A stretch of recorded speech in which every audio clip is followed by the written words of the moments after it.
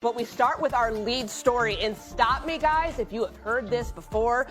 We are waiting on yet another LeBron James decision. The basketball world waits with bated breath to learn where he will play in year 24.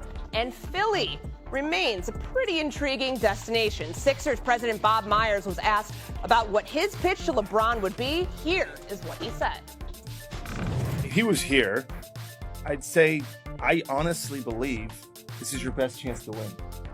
You have to decide all the other things that are equally important. What I would just say is, if it's about winning, and that, let's talk about this team, because you can win here in Philadelphia.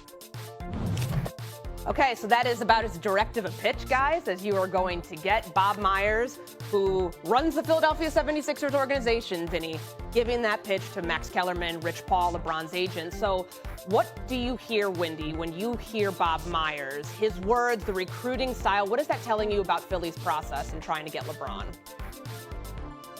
Well, it's more about the entire LeBron process than anything, because this is how the 76ers are getting to talk to LeBron. That was on Rich Paul and Max Kellerman's podcast, but it was essentially a meeting with LeBron James. That's how you talk to LeBron in 2026. In 2010, he had 3 days of meetings where everybody came to an office building in Cleveland in $10,000 suits, and Jay-Z came to pitch him. In 2014, Dan Gilbert his jet was being tracked as he tried for a clandestine meeting in South Florida.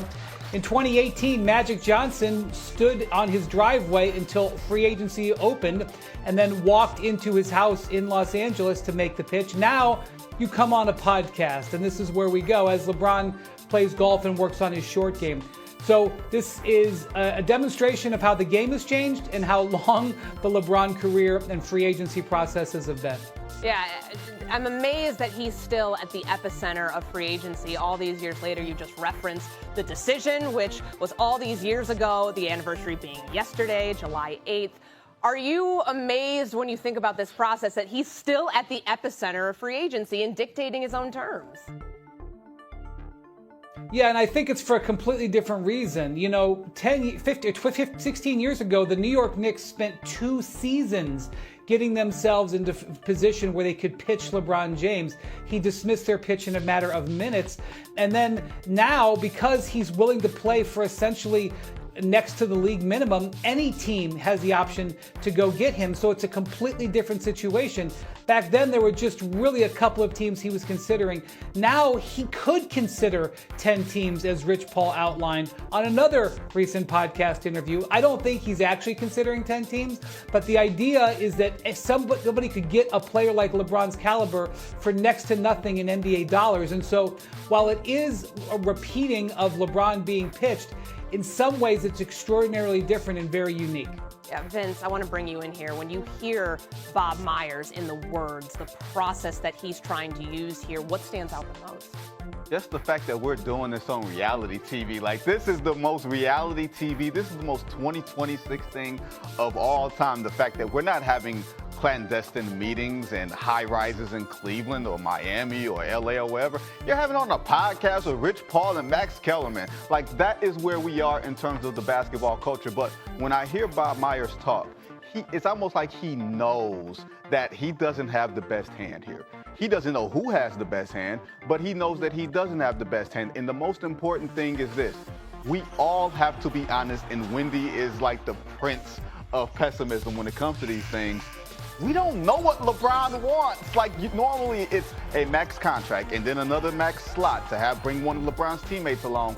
But right now, LeBron is at the stage of his career and his life where money is not the most important thing. We don't know what matters most to him at this stage. If it's winning, if it's comfort, whatever it is. And we're going to find out what that is based off of his decision. And the most important thing Wendy said is, you're talking about a veteran minimum player, so to speak, who can command a lot more. Are you going to ask him to do max salary contract things on a minimum deal? Yeah, it's a good point. Wendy, let's drill down here on Philly. What makes that the most attractive destination for him and the most attractive selling point from Bob Myers?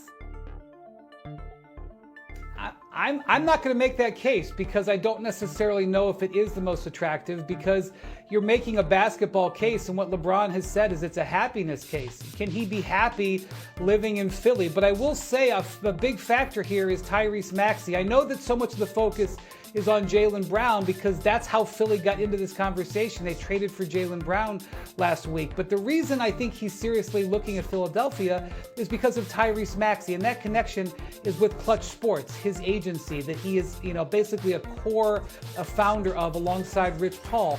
It's the Tyrese Maxey connection that draws him in. That was the same thing with Anthony Davis that got Anthony Davis to the Lakers, and the reason that LeBron would have interest in playing with Anthony Davis if he were traded to the Golden State Warriors in the coming days. And this is not just a Clutch Sports thing. All of the top-level agencies will have their clients work together. But this is a Tyrese Maxey thing.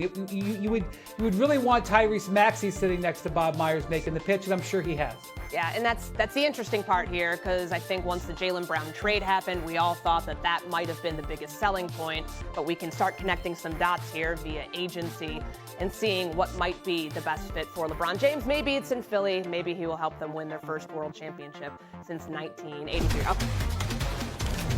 Back here on Get Up, hard to believe. It's been 16 years since LeBron James made the decision, the one that saw him take his talents to South Beach, where he won his first 2 NBA titles. And all these years later, LeBron, once again, navigating his NBA future as he prepares for season number 24, during which he will turn 42 years old. Let's zoom out before getting to this decision. So how did that decision 16 years ago transform LeBron James's career as we know it? Wendy, you were at the epicenter of covering that.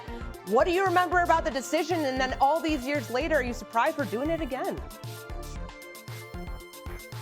Yes, I'm surprised we're doing it again. I think that's fair to say that. And the decision itself, I think there was such heat off the moment and the way it was presented. I think it just obscured 2 legacies of it. Number one, that it changed the way athletes took control of announcing their news.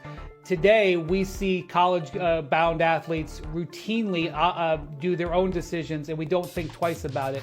LeBron's decision to do that completely changed the way they viewed that. Secondly, the decision raised between $2 and $3 million for boys and girls clubs across the country.